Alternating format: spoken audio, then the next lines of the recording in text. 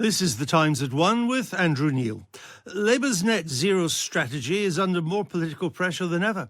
Reform is against it. The Tories are falling out of love with it. And last week, Tony Blair said it's, quote, doomed to fail because voters won't tolerate making big sacrifices for little reward. But so far, the government isn't budging from its goal of decarbonising the grid by 2030. And there are those who claim investing in the green economy is the best route to jobs and prosperity. Dimitri Zenghelis is an academic specialising in climate change. He headed the Stern Review team at the Office of Climate Change. Last October, he authored a report by the LSE and University of Cambridge entitled "Is Reaching Net Zero a Growth and Prosperity Plan?" He joins me now. Let me start by putting this to you. For over 15 years now, politicians have been promising us that the billions invested in green energy would lead to a green jobs bonanza. Why has it failed to materialise?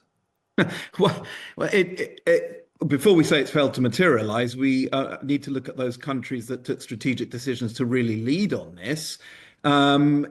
Almost half of China's GDP growth last year was based on production of renewables, electric vehicles, and batteries. The Chinese wouldn't say that they have failed to, nurture high-wage green jobs. They have actually cornered a market which happens to be one of the fastest growing in the world.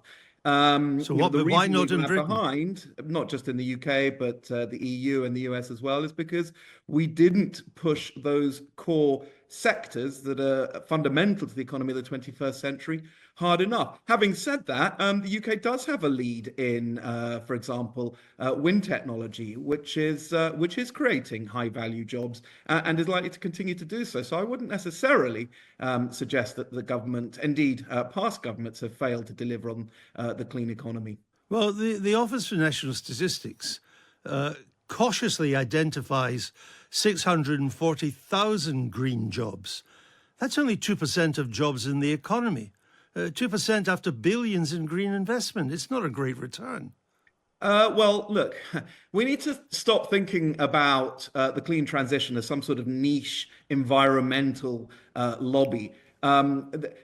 Renewables is the way the world generates electricity right now. Okay, we're not, if you think we're going to go back to fossil fuels for generating electricity, you've got to be living in cloud cuckoo land.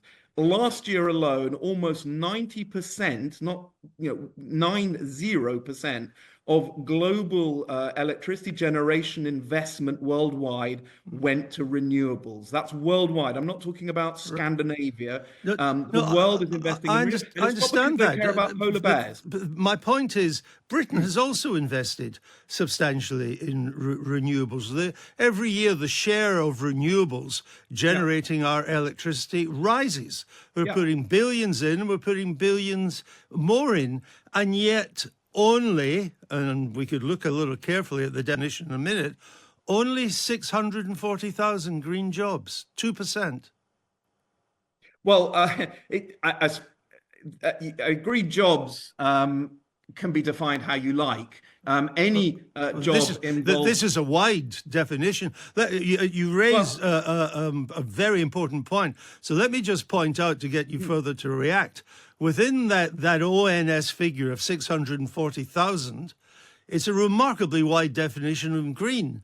It includes tens of thousands of jobs that existed long before we'd ever heard of net zero. Water and waste management, controlling forest fires, repairing home appliances, green charities. Green charity, that's 40,000. The number of green jobs from green investment is probably closer to about 150,000.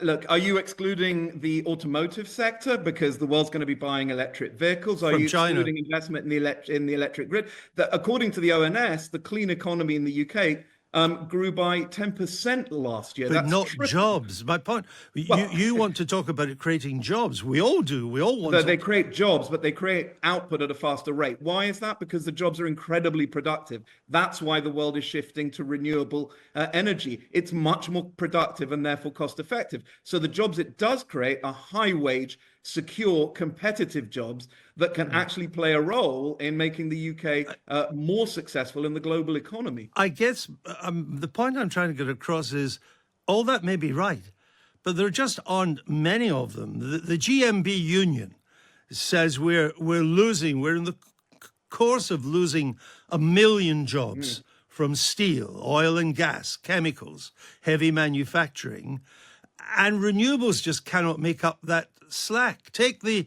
East Anglia 3, the wind farm now starting to be built off the coast of Norfolk and Suffolk. It'll going to cost £4 billion.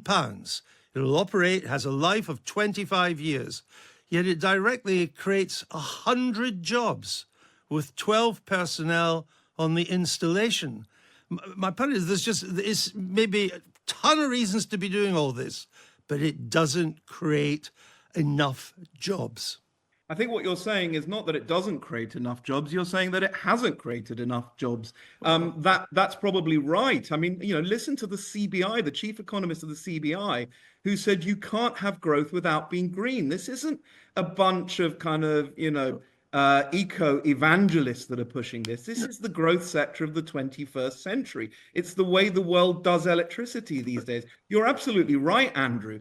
If the UK is to have a foothold in competing in that new economy, it needs to invest even more in the clean economy to create those jobs, to create those opportunities, and to make the UK competitive in a world that China is currently dominating. So I think, in a way, we must be agreeing, because the answer to this is to invest more in the sectors, the economies, and the jobs of the future, and not to invest less. But to the extent that we've done it, just to repeat, the clean economy in the UK, according to the official national statistics, has grown at 3 times the rate of the national economy.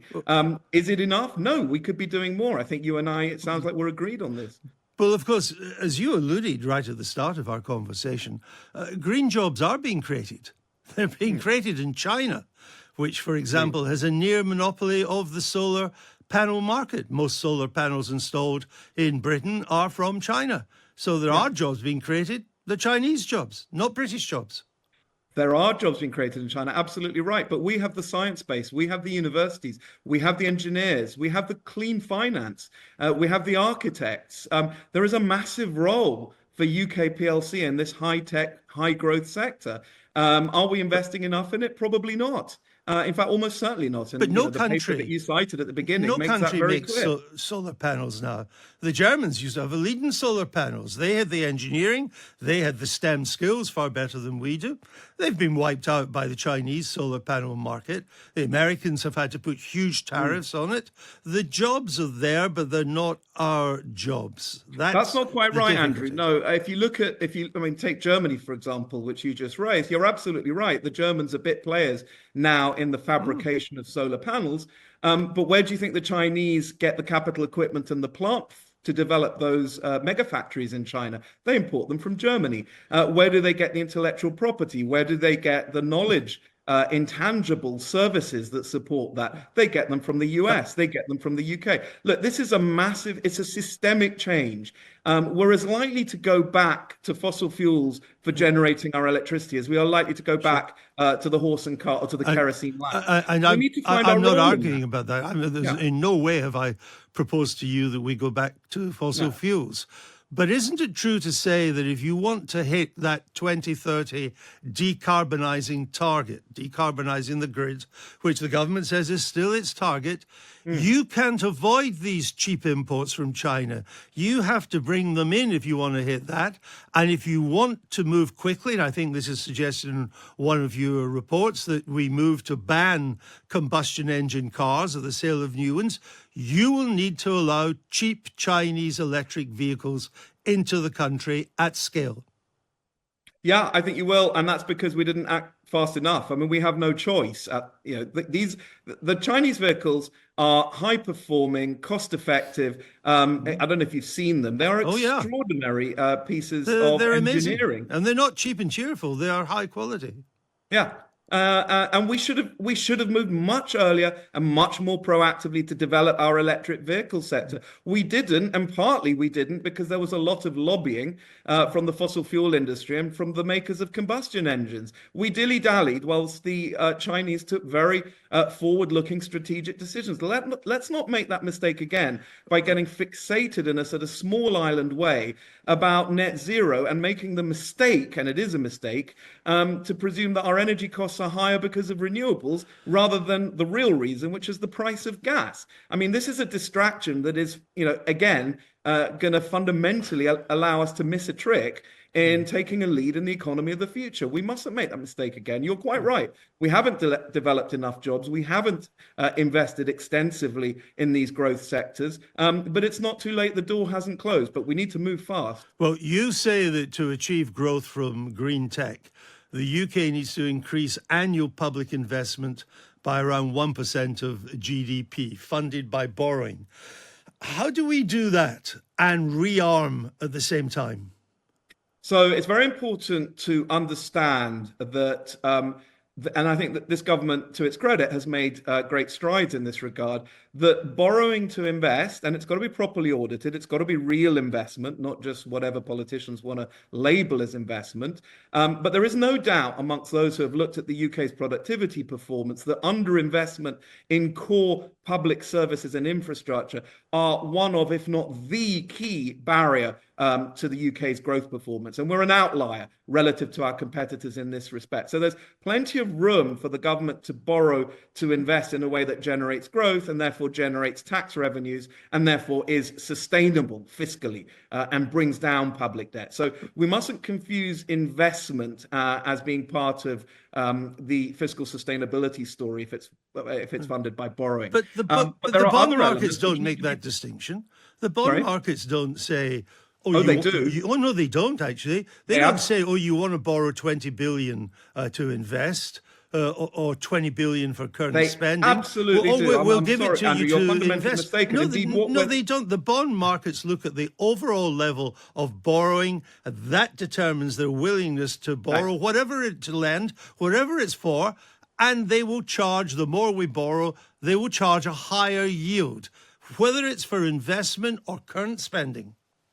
I'm sorry to contradict you, but that's fundamentally wrong. I was, for 10 years, as head of economic forecasting at HM Treasury. I worked very closely with the bond markets. What went wrong with Truss and Kwarteng was not that the markets were worried about... I agree with you. That wasn't to invest.